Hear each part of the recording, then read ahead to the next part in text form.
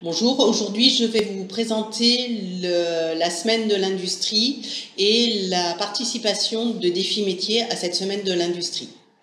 Alors cette semaine de l'industrie, il s'agit d'une semaine qui est organisée tous les ans par la DGE, donc par le ministère, et qui a pour objectif de faire connaître les métiers de l'industrie et de casser l'image un petit peu vieillotte que peuvent avoir ces professions.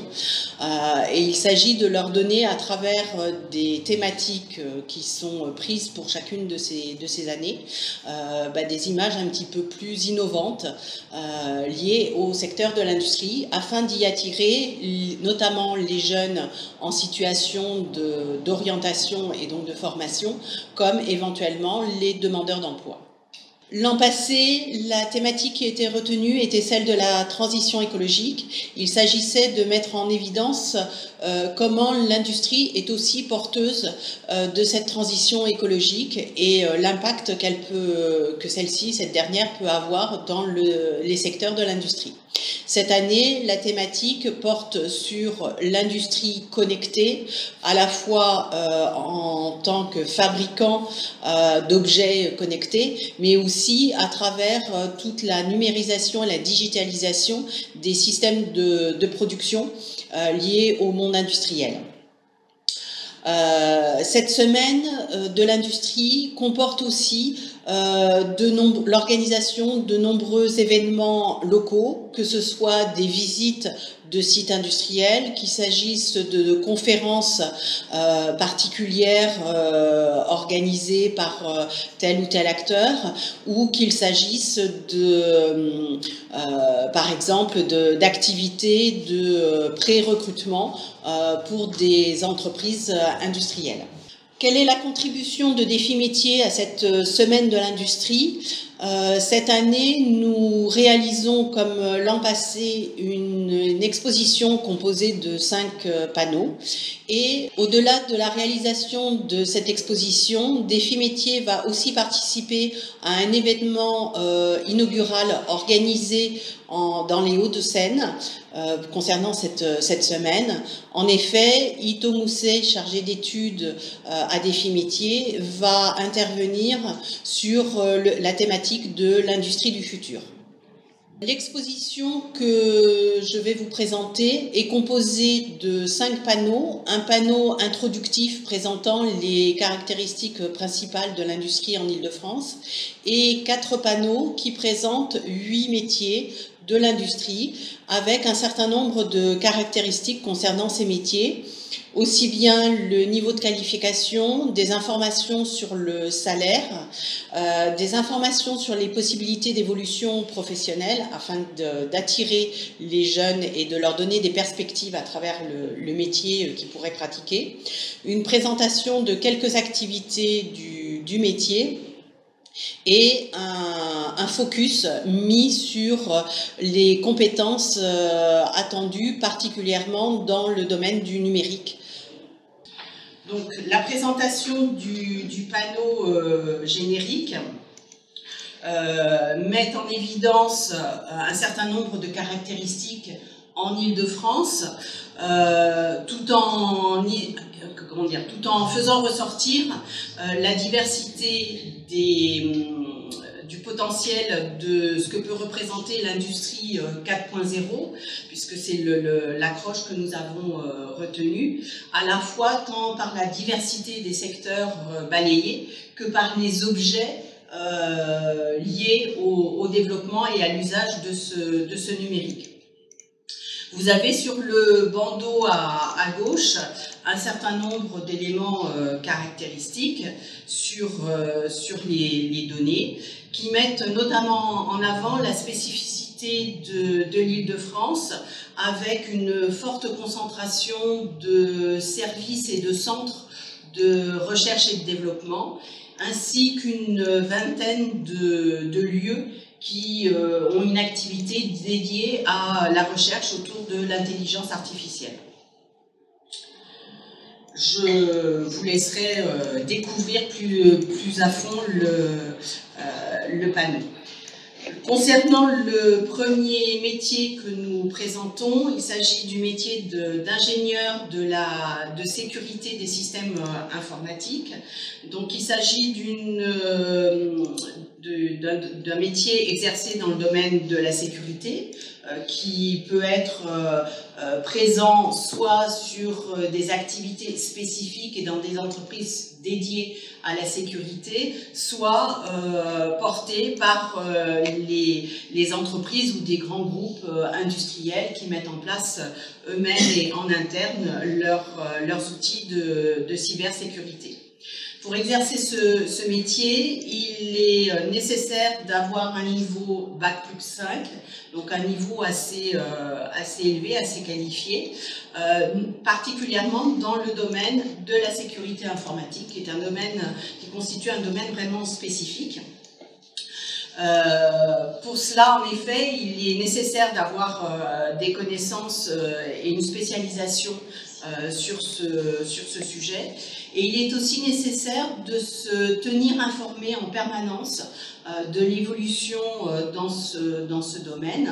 Et pour ce faire, il est fortement conseillé aux professionnels, d'une part, d'appartenir à un réseau de professionnels pour échanger sur les différentes pratiques et sur les évolutions techniques qui peuvent être mises en œuvre, ainsi que de suivre régulièrement les blogs des hackers pour se tenir justement informé de l'évolution et des orientations qu'ils prennent et qu'ils mettent en œuvre. Autre métier avec autre niveau de qualification, le métier de technicien de maintenance en électronique embarquée. C'est une profession qui peut être exercée avec un niveau de qualification de type bac professionnel, en maintenance ou en électronique. C'est une profession qui qui nécessite de bien comprendre et de bien interpréter les indicateurs informatiques et électroniques qui sont recueillis, de manière à assurer et à garantir un bon fonctionnement des outils qui sont mis en maintenance et d'avoir une activité efficace. Autre métier, le métier de chargé d'affaires réglementaire et qualité, que nous avons positionné volontairement sur l'industrie des cosmétiques, notamment pour mettre en avant justement la diversité des secteurs qui sont liés donc à l'industrie du futur. Le métier de chargé d'affaires réglementaire et de qualité peut être exercé avec un niveau Bac plus 3. Il nécessite une bonne maîtrise du traitement des données et de l'identification des situations problématiques afin d'y trouver des solutions et d'identifier au mieux et au plus vite où sont les points de risque. Autre profession, le métier d'imprimeur 3D en utilisant des matières plastiques. C'est un métier transversal, mais qui vise particulièrement dans le domaine de l'industrie à la production ou à la réparation de pièces d'outillage. C'est un métier qui peut être exercé avec un niveau Bac plus 2 ou Bac plus 3 et qui nécessite particulièrement de bonnes connaissances dans le domaine des matières plastiques. Il est en effet indispensable, au-delà de l'utilisation des outils pour modéliser et conceptualiser et réaliser des pièces en 3D, de aussi bien connaître les caractéristiques physico-chimiques des différents plastiques. Certains, selon la nature de ces plastiques, certains ont des vitesses de refroidissement puisqu'ils sont chauffés pour réaliser le moulage, la pièce, ont Donc des caractéristiques de vitesse de refroidissement très élevées, avec peut-être des duretés, des résistances importantes. D'autres vont, à l'inverse, avoir des vitesses de refroidissement plus longues et être plus souples, plus malléables, et donc peut-être être plus favorables dans certaines utilisations.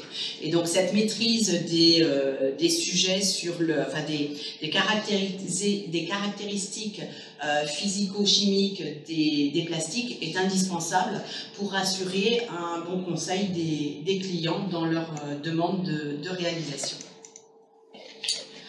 Le métier d'ingénieur de conception et de développement que nous avons positionné sur l'industrie aéronautique, bien évidemment cette profession peut être transposée dans d'autres secteurs d'activité industrielle, est un métier qui est donc exercé avec un haut niveau de qualification, puisqu'il s'agit d'une profession positionnée sur un intitulé d'ingénieur.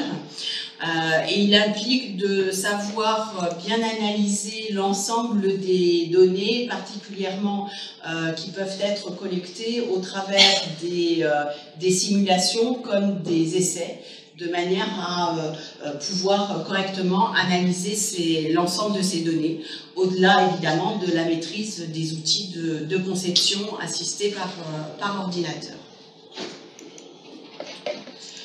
Le métier de responsable contrôle qualité que nous avons positionné dans l'agroalimentaire, c'est une profession qui peut être exercée avec un niveau Bac+2. Il nécessite là aussi d'avoir une très bonne maîtrise des données et de leur analyse afin d'identifier les zones de risque qui sont particulièrement importantes et cruciales dans le domaine de l'industrie agroalimentaire. Nous savons tous que la réglementation est très exigeante sur ce volet-là, et il s'agit pour ce responsable contrôle qualité aussi d'assurer le bon respect des cahiers des charges émis par les clients ou par l'entreprise dans la réalisation de nouveaux produits. Autre profession, celle d'opérateur de salle de contrôle, que nous avons positionné sur l'industrie de l'énergie, qui est elle-même composée évidemment de multiples approches, que ce soit l'énergie produite à travers le nucléaire ou des énergies fossiles ou des énergies renouvelables. Ça nécessite évidemment quelques adaptations. Les outils de contrôle ne sont pas tout à fait les mêmes, mais de façon générale, sur cette profession, il est indispensable de bien connaître ces outils de contrôle, d'en maîtriser les indicateurs qu'ils renvoient et de manière à assurer une bonne maintenance des installations et en cas de difficulté de pouvoir réagir rapidement et efficacement. Autre profession, directeur des données. C'est une profession qui est très transversale et qui peut se retrouver dans à peu près n'importe quel secteur d'activité. Ce métier est aussi couramment appelé Chief Data Officer. Voilà, nous avons souhaité en faire une transcription plus française.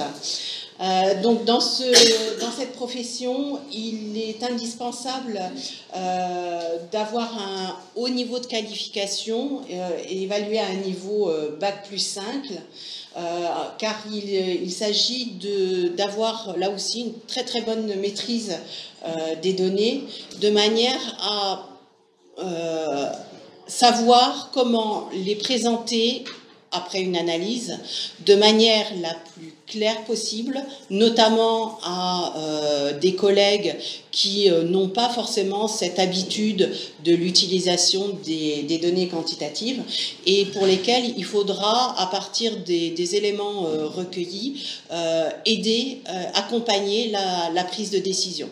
Donc, en effet, trouver une façon d'exposer l'ensemble de ces données recueillies de façon la plus pertinente et la plus claire possible.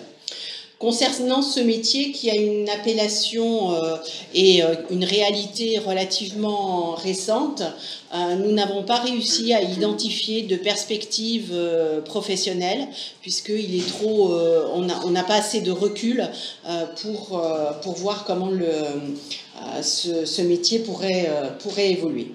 Ce que j'en retiens, c'est à la fois une forte diversité des secteurs d'activité.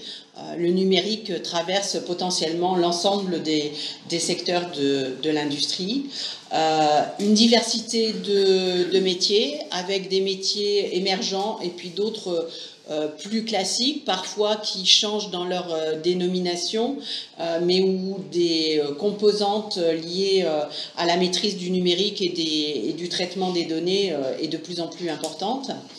Des métiers qui malgré tout font appel majoritairement à des niveaux de qualification relativement élevés, mais on a réussi à trouver quand même quelques exemples de professions sur lesquelles le niveau de qualification était un petit peu moins élevé, mais il s'agit assez souvent dans ces cas de figure de métiers qui utilisent les appareils numériques et qui ne sont pas à la commande, je dirais, de ces appareils numériques, qui sont plutôt dans un, je ne sais pas comment exprimer ça, dans un back-office, ou enfin voilà, plutôt dans l'utilisation que vraiment à la maîtrise et à la commande de ces